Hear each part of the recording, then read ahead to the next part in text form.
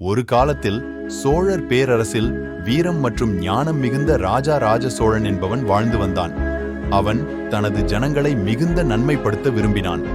ஒரு நாள் அவனுக்கு ஒரு சிறந்த யோசனை தோன்றியது. நாம் ஒரு விழாவை கொண்டாடுவோம், அது முழு பேரரசையும் ஒளிரச் செய்யும் என்று அவன் அறிவித்தான். அப்படி விளக்கோத்சவம் பிறந்தது.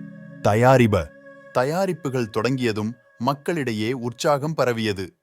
அனைத்து வயதினரும் திரண்டு வந்து தஞ்சாவூரின் பிரம்மாண்டமான பெரிய கோயிலை அலங்கரிக்கத் தொடங்கினர். குழந்தைகள் சிரித்து விளையாடியபடி தங்கள் பெற்றோர்களுடன் சேர்ந்து வீடுகளை வண்ணக் கோலங்களாலும் மலர் மாலைகளாலும் அலங்கரித்தனர்.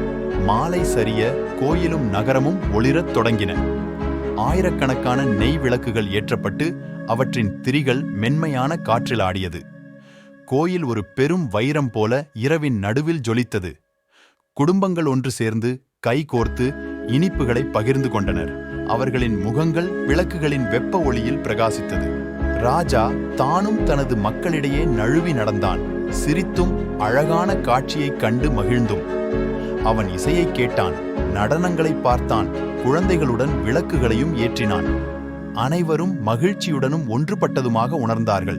நட்சத்திரங்கள் கொண்ட இரவில் இந்த விளக்குகளின் மாயையை கொண்டாடினர். அதனால் சோழரின் பேரரசு விளக்கோத்சவம் அல்லது கார்த்திகை தீபத்தின் நன்றியால் ஒளிர்ந்து மகிழ்ச்சியுடனும் ஒற்றுமையுடனும் களைத்தது.